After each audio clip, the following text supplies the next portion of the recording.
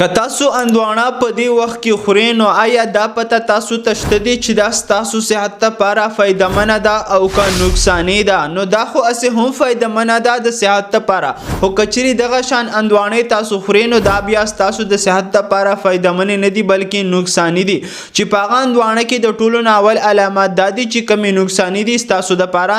که چیرې یو اندوانه وي او هغه رنګ ډېر سور نه وي خو کوم رنګ یې چې قدرتي وي هغه د اندوانې منځ پورې تللی وي نو دا یو قدرتي اندوانه ده. او که چیرې یو اندوانه وي په هغه کې ایریتروسین کیمیکل یا دغه شان نور رنګونه استعمال شوي وي نو هغه به ډېره زیاته سره وي هغه اندوانه، او هغه اندوانه بیا تاسو مه خورئ ځکه چې تاسو دپاره نقصان دی ده. او دویم علامات یې دا دي چې کله هم تاسو اندوانه کټ کړئ نو د هغې نه یو ډک راوالي او په اوبو کې یې کیږدئ. نو که چیرې په اوبو کې دغه رنګ پرېږدئ نو تاسو پوه شئ چې په دې اندوانه کې هم رنګونه میکس شوي دي یا ایریتروسین میکس شوي دي. دریم علامات یې دا دي چې کله هم هغه اندوانه تاسو خورئ نو ډېره زیاته به پیکه وي او هېڅ خوند به نه کوي. او نو کله هم چې تاسو هر قسم اندوانه خورئ نو خامخا تاسو د دې علاماتو پکې خیال ساتئ.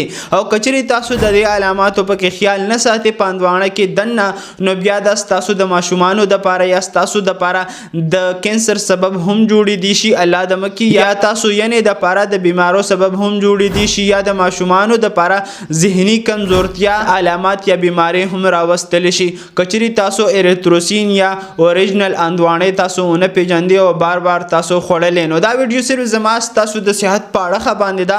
نو که چیرې دا معلومات انفارمیټیو وي نو د خپلو ملګرو سره دې دپاره شیر کړي چې هغه هسې هم اندوانه اخلي او پیسې ورکوي نو تاسو ته چې څومره بهترین څیز میلاو شي هومره به ستاسو صحت بهترین وي.